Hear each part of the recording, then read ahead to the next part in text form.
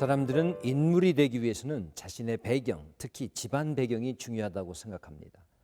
좋은 조건이 구비되지 못했을 때 보통 흙수저에 자신의 집안 배경을 비유해서 자신을 비하하거나 절망하는 것이 요즘 많은 사람들의 행태입니다. 그런데 하나님께서 쓰신 많은 위대한 인물들을 보면 오히려 그와는 전혀 반대인 경우를 많이 보게 됩니다. 평안하고 풍족하며 모든 것이 갖춰진 집안이 아니라 아픔이 있고 결핍된 집안에 오히려 하나님의 은혜가 크게 임하는 경우가 많더라는 것입니다. 먼저 애굽의 총리로 세움받아서 대흉년의 기간에 많은 목숨을 구했던, 그리고 이스라엘 민족 형성의 기초를 닦았던 요셉 한번 보시죠. 그런 아버지 하나에 어머니가 넷이나 있었고 자기 외의 형제들이 11명이나 더 있는 집안 출신입니다. 요즘 말로 흔히 얘기하는 콩가루 집안이었다고 해도 틀리지 않을 것입니다. 어머니가 넷씩이나 있었으니 그들 사이에 시기와 질투가 어떠했겠으며 그들을 통해서 낳은 이복 형제들 간의 라이벌 의식이 얼마나 대단했을까 쉽게 짐작이 갑니다. 그런 상황에서 다행인지 불행인지 요셉은 홀로 아버지의 사랑을 독차지합니다. 하지만 이런 편애가 다른 형제들의 미움을 사게 될 것은 불을 보듯이 뻔한 일이겠죠. 결국 그는 형제들에 의해서 인신매매당하고 애굽의 노예로 팔려가게 됩니다. 우리는 이 요셉의 생애를 성경을 통해서 이미 알고 있기 때문에 그러려니 하지만 이건 전대미문의 최악의 가정 비극이 아닐 수 없습니다. 이런 콩가루와 같은 집안을 그 어떤 소설이나 고전에서도 들어본 적이 없습니다. 그렇습니다. 요셉은 이런 최악의 가정 출신이었지만 하나님은 버려진 그를 애굽의 최고 자리에 올려놓으셨고 또 대흉년으로 고통받던 많은 사람들의 생명을 구하게 하셨습니다. 가정은 힘든 가정을 얻었을지 모르지만 요셉이 받은 하나님의 은혜는 최고의 것이었던 것입니다.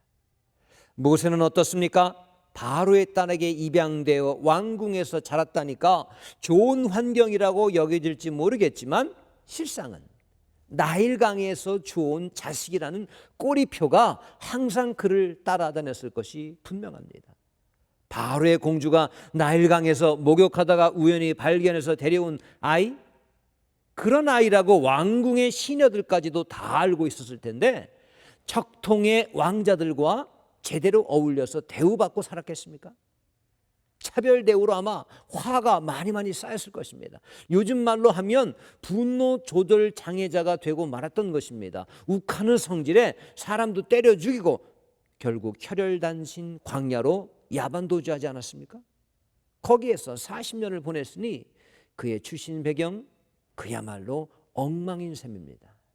하지만 그런 부모 없는 가정 출신의 분노 조절 장애자 모세를 하나님은 은혜를 입게 하시고 부르셔서 한 민족을 구해낼 지도자로 삼으셨던 것입니다.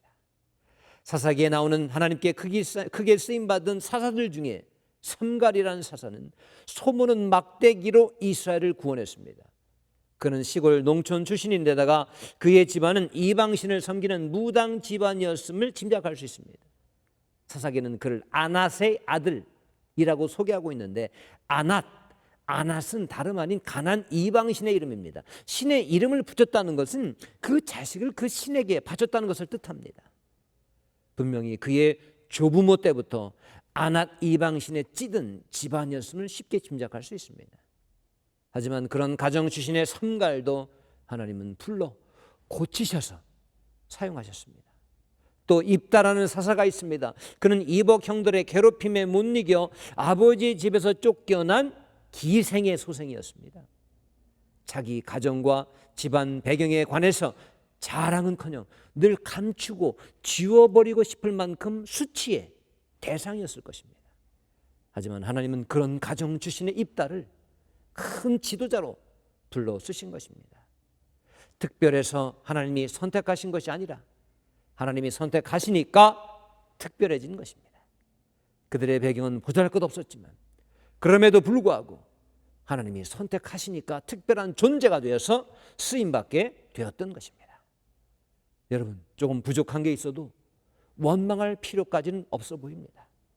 대신 하나님의 은혜를 구하시기 바랍니다. 그래서 특별한 하나님의 은혜를 입는 여러분 인생이 되셔서 귀하게 쓰임받는 우리 모두가 될 수 있기를 바랍니다.